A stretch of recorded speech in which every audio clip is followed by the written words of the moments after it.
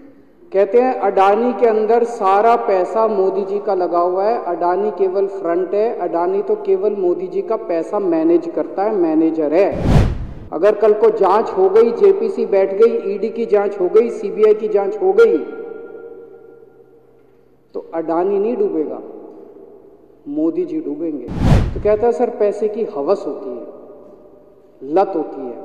कहता है अभी कुछ दिन पहले बीजेपी का एक बहुत बड़ा नेता मिला मेरे को, उससे काफ़ी लंबी चर्चा हुई मेरी, और उसने जो जो बातें बताई वो इतनी चौंकाने वाली थी कि आप सब सुनोगे तो रोंगटे खड़े हो जाएंगे। उसने मेरे से पूछा कि केजरीवाल जी आपको क्या लगता है, मोदी जी अडानी की इतनी मदद क्यों करते हैं? मैंने कहा दोस्त हैं दोनों इसीलिए करते हैं। कहता है बस इसलिए। कहता है मोदी जी ने आज तक किसी के लिए कुछ नहीं करा, अपनी वाइफ के लिए कुछ नहीं करा, अपनी माँ के लिए कुछ नहीं करा, उनके भाई गुजरात में रहते हैं उनके लिए, किसी रिश्तेदार के लिए कुछ नहीं करा, राजनीतिक गुरु के लिए कुछ नहीं किया। वो अपने दोस्त के लिए इतना कुछ करेंगे, ऐसा कैसे हो सकता है? दोस्त पे इतने मेहरबान क्यों हैं? ऐसी भी क्या दोस्ती है? आज के ज़माने में कौन कोई भाई के लिए कुछ नहीं करता, दोस्त के लिए कौन करता है? तो मैंने कहा फिर क्या मामला है? कहते आप खुद सोचो, इतना बड़ा क्राइसिस हुआ, हिंडनबर्ग की रिपोर्ट आई, चारों तरफ थू थू हुई, पूरा क्रैश कर गया अडानी ग्रुप। मोदी जी इतने स्वार्थी आदमी हैं कि अगर केवल मामला दोस्ती तक होता तो 2 मिनट में उसको साइड करते और कहते मेरा कोई लेना देना नहीं इससे। अभी भी उसको बचाने में लगे हुए हैं। कभी एसबीआई को कह रहे हैं इसको पैसे दो, आज अखबार में आया पीएफ वालों को भी बोला इसको पैसे दो, सारी एजेंसी अभी भी उसको पूरी तरह से उसको बचाने में लगे हुए हैं। तो मैं भी अचंभे में रह गया कि मामला तो कुछ अलग ही है। क्यों ऐसा भी क्या दोस्त हो गया कि दोस्त डूब रहा है और फिर भी उसको पूरी तरह से इतना बड़ा पॉलिटिशियन है, पॉलिटिशियन के लिए तो परसेप्शन सबसे इंपॉर्टेंट होती है। कोई आसपास वाला अगर कहीं वो तो आदमी कह देता है यार मेरे से मिलना बंद कर दियो कल से, वो उसको अभी भी बचाने में लगे हुए हैं।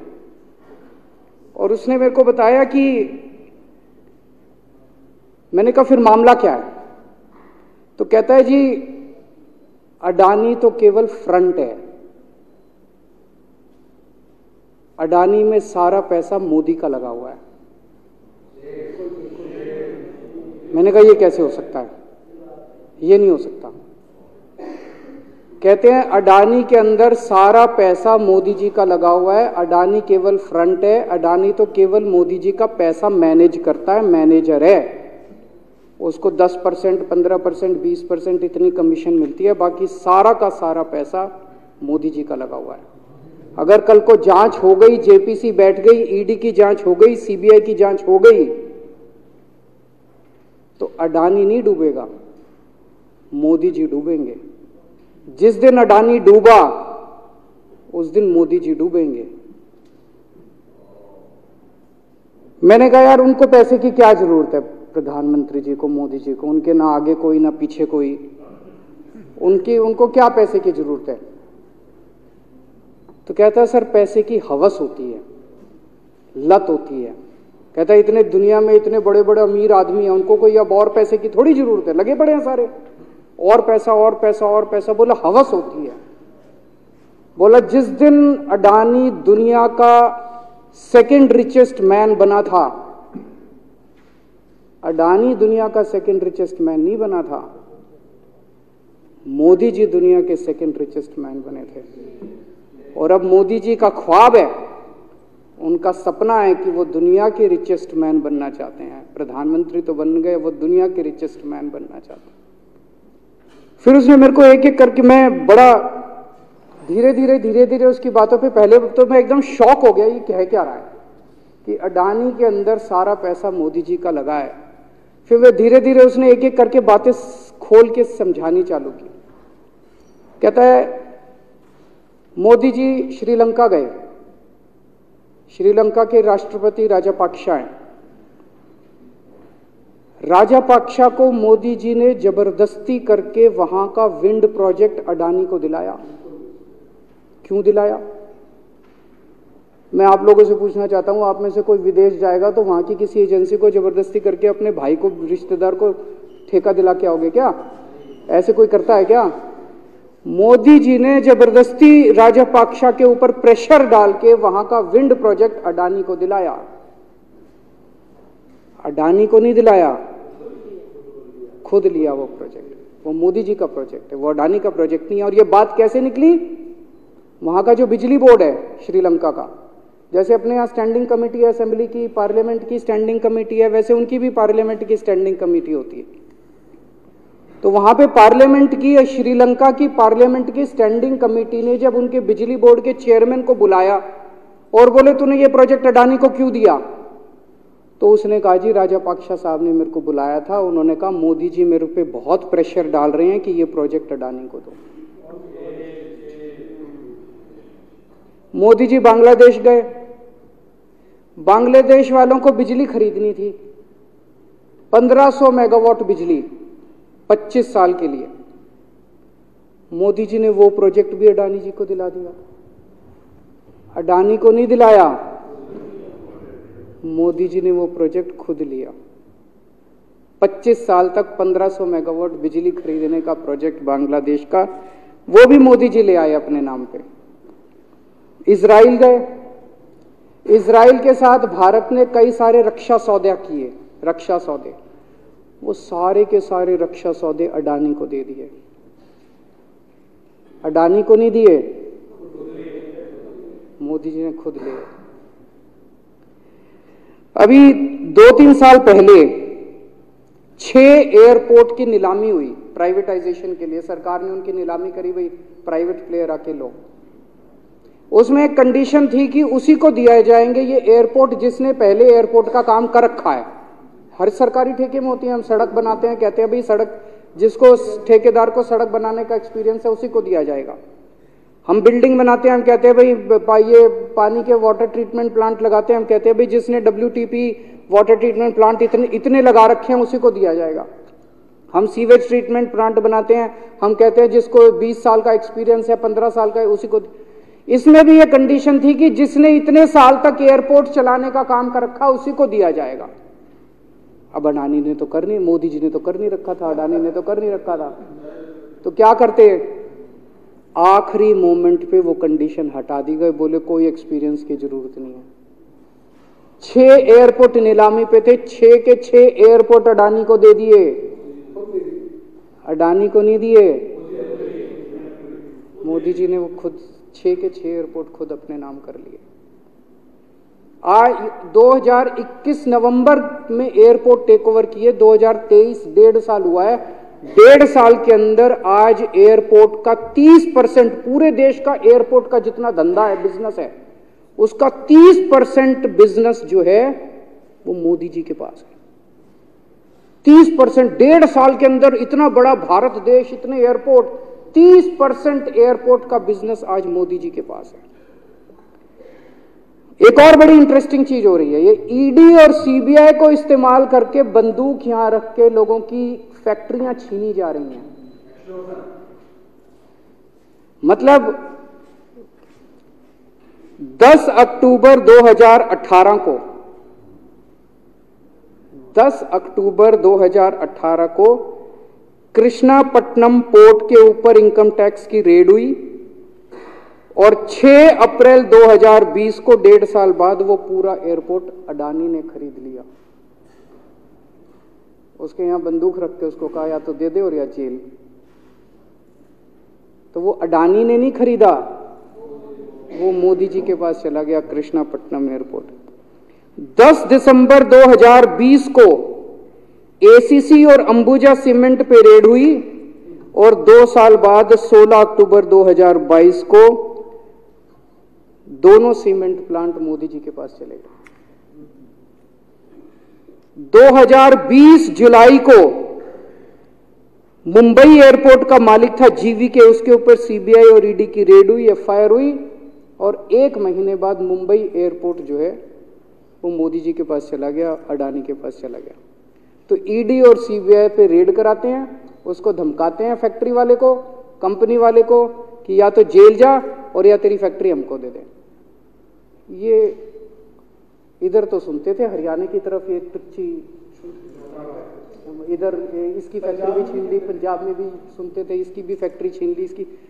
पूरे देश के अंदर ये इतनी गुंडागर्दी मची पड़ी है कि ईडी की रेड करा देते हैं, सीबीआई की रेड करा देते हैं, यहाँ बंदूक रखते हैं और कहते हैं या तो फैक्ट्री दे दे और या जेल जा। ये क्या चल क्या रहा है इस देश के अंदर?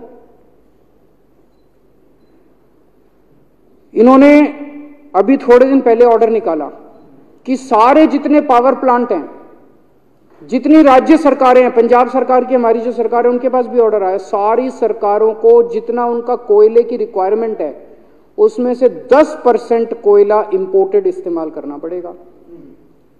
और इंपोर्ट केवल मोदी जी करते थे, अडानी करता था। तो इसका मतलब आपको 10% अपना कोयला कंपलसरी, जरूरत नहीं है आपको कोयले की, लेकिन 10% कोयला आपको अडानी से खरीदना पड़ेगा।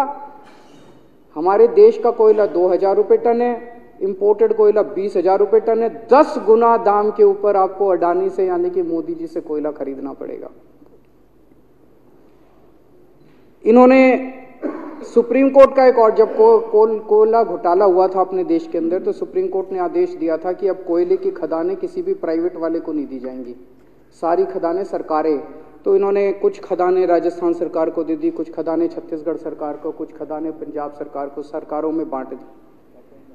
बाकी पूरे देश में केवल राज्य सरकारों के पास खदानें हैं। केवल अडानी के केस में उन्होंने एक्सेप्शन करके अडानी को कोयले की खदानें दे दी और उसमें भी ऑर्डर कर दिया कि 4000 कैलोरी से कम वाला कोयला जो है उसको रिजेक्टेड माल माना जाएगा, जबकि वो सबसे अच्छा कोयला माना जाता है और वो रिजेक्टेड माल इसको फ्री में मिलता है।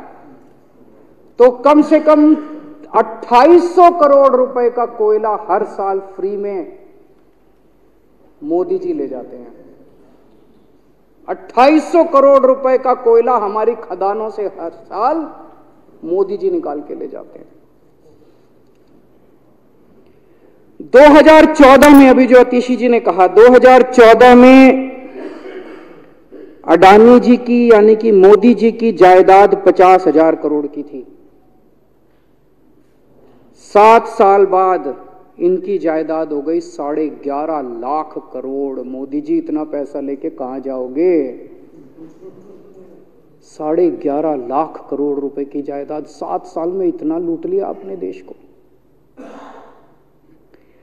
2014 में 609 नंबर पे थे, अब ये सेकंड रिचेस्ट बन गए, अब रिचेस्ट बनना चाहते हैं। ये तो लेकिन कुदरत है, कुदरत तो बड़ी ताकतवर है। किसने सोचा था एक दिन हिंडनबर्ग रिपोर्ट आएगी और 24 घंटे के अंदर सारा तहस नहस हो जाएगा। 1947 से लेके 2014 तक 67 साल में भारत देश ने, सारी सरकारें जितनी आई सबने मिलके 55 लाख करोड़ रुपए का कर्जा लिया था भारत सरकार ने। 2014 से 2022 7 साल के अंदर 85 लाख करोड़ रुपए का कर्जा ले लिया, दुगने से भी ज्यादा। जितना 67 साल में लिया था उतना 7 साल में ले लिया। ये पैसा गया कहां? ये पैसा गया कहां? ये सारा इनकी जेब में गया। तो मैं जनता को कहना चाहता हूं, आप तो जीएसटी देते हो, अपने बच्चों का पेट काट के टैक्स देते हो, दूध पे, दही पे, हर चीज पे जीएसटी देते हो। वो जीएसटी का पैसा जाता है जनता की उसमें खजाने में, वहां से वो जाता है अडानी के खजाने में और वहां से वो जाता है मोदी जी के खजाने में। दोनों हाथों से लूट मची हुई है, पूरे देश को लूट रहे हैं प्रधानमंत्री जी, मोदी जी पूरे दोनों हाथों से लूट रहे हैं। कोयला लूट रहे हैं, एयरपोर्ट लूट रहे हैं, सड़कें लूट रहे हैं, बिजली लूट रहे हैं, पानी लूट रहे हैं, कुछ नहीं छोड़ा, सब कुछ लूट रहे हैं। जितना कांग्रेस ने 75 साल में नहीं लूटा, उससे 10 गुना इन्होंने 7 साल के अंदर, 8 साल के अंदर लूट लिया देश को। अडानी का क्या रोल है इसमें? मोदी जी कम पढ़े लिखे हैं, उनको समझ नहीं है कि करना क्या है।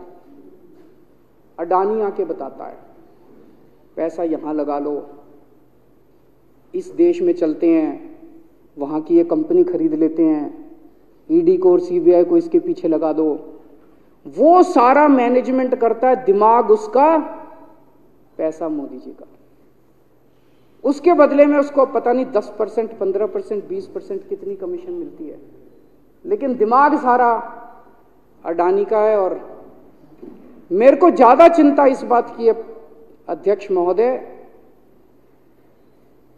प्रधानमंत्री जी कम पढ़े लिखे हैं, उनको कम समझ में आता है। लोग आके उनको कुछ ना कुछ कहीं भी जाते हैं या कोई विदेश से आता है, उसके जो भी विदेश से नेता आता है या कहीं जाते हैं तो दो ही कंडीशन होती है। एक तो उसको कहते हैं भाई गले मिल ले तो फोटो खिंचा ले, गले मिल ले फोटो खिंचा ले, पार्क में घूम ले तो वो फोटो खिंचाने के लिए उसको कहा जाता है भाई फोटो खिंचा ले, फोटो खिंचाने के लिए। और दूसरा उसको कहा जाता है भाई अडानी को ये ठेका दे दे, अडानी को ये ठेका दे दे। और कोई किसी कईयों को कहते हैं तारीफ कर दे, कोई आके कुछ नेता आके कहते हैं ना मोदी जी तो दुनिया के सबसे लोकप्रिय नेता है। उसने क्या लेना देना, मोदी जी दुनिया के सबसे लोकप्रिय, वो आके क्यों कह रहा है? बदले में वो देश, ये जो गोरे हैं ना, बहुत चतुर हैं, बहुत चालाक हैं, ये ऐसे इतने भोले वाले नहीं है कि यहाँ पे आए और कह गए मोदी जी दुनिया के, वो पता नहीं किस किस चीज पे साइन करा के ले जाते हैं, पता ही नहीं चलता बदले में क्या साइन करा के ले जाते हैं। यही हुआ था 17वीं 18वीं सदी के अंदर हमारे देश में। वो ईस्ट इंडिया कंपनी वाले आते थे, उस टाइम के हमारे राजे महाराजे भी ऐसे ही अनपढ़ होते थे, उनको कुछ अकल होती नहीं थी। उनके राज्य, उनके दरबार में आते थे, उनकी तारीफ करते थे, खूब तारीफ करते थे और पता नहीं किस किस चीज पे साइन करा के ले गए। 100 साल के अंदर पूरा देश अंग्रेजों ने कब्जा कर लिया। वही हाल अब हो रहा अपने देश का कि हमारे कम पढ़े लिखे प्रधानमंत्री हैं, पैसे की हवस है और मतलब जो भी आता है 2 लाइन उनके उसमें बोल दे, गले मिल ले, पार्क में घूम ले, अडानी को 2 कंपनियों का ठेका दे दे, बदले में पता नहीं देश का क्या क्या बेच दिया इन लोगों ने। बहुत चिंता है हम लोगों को देश की इस वक्त, जिस दौर से देश गुजर रहा है।